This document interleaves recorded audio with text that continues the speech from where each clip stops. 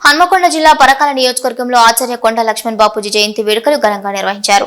ఈ సందర్భంగా పరకాల పట్టణంలోని ఆచార్య కొండా లక్ష్మణ్ బాపూజీ విగ్రహానికి ఎమ్మెల్యే రేవూరి ప్రకాష్ రెడ్డి పూలమాలలు వేసి నివాళులర్పించారు.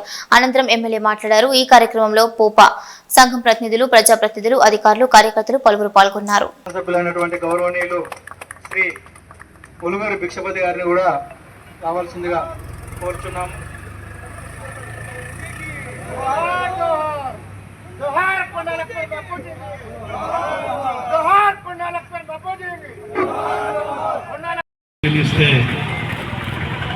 నిబద్ధతతో నిజాయితీతో రాజకీయాలు చేద్దామనుకున్న వారికి ప్రస్తుత రాజకీయ పరిస్థితులలో, ప్రస్తుత రాజకీయ నాయకులలో మనం ఒకసారి చూస్తే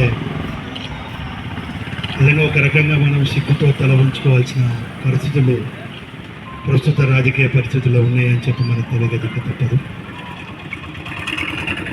చాలామంది జాతీయ నాయకుల గురించి మాట్లాడతాం. వారి సేవను మనం కాదనడం లేదు. కానీ ఈ తెలంగాణ ప్రాంత బిడ్డగా ఎలాంటి ప్రచారానికి, ఎలాంటి వ్యక్తిగా తను గుర్తింపు పొందాలని ఏ రోజు కూడా ప్రయత్నించని వ్యక్తి మహానీయుడు కొండా లక్ష్మణ్ బాపూజీ గారు అని చెప్పి మనము చెప్పక తప్పదు. ఈరోజు ఒకసారి వారి చరిత్ర చూస్తే, ఇప్పుడు ఒక్కసారి ఎమ్మెల్యే అయిన వాళ్ళకే తల మెడలు అటు ఇటు తిరిగాయి.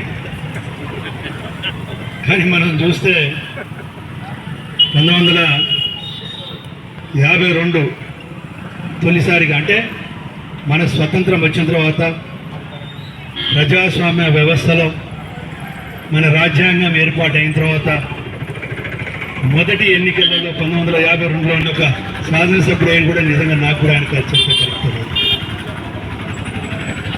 అంటే ఎలాంటి ఎక్స్పోజింగ్కు, ఎలాంటి వ్యక్తిగత గుర్తింపుకు ఆయన ప్రాధాన్యత ఇవ్వలేదు అని అంటే ఈరోజు మనం గుర్తించవలసిన. 1957లో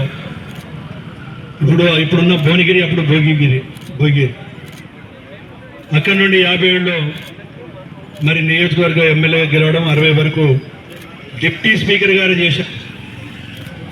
అదేవిధంగా 60 నుండి 62 వరకు కూడా మంత్రిగా చేశారు. మళ్ళీ తిరిగి మునుగోడు నుండి 1962లో ఎమ్మెల్యేగా పోటీ చేసి ఆ రోజు ఓడిపోవడం.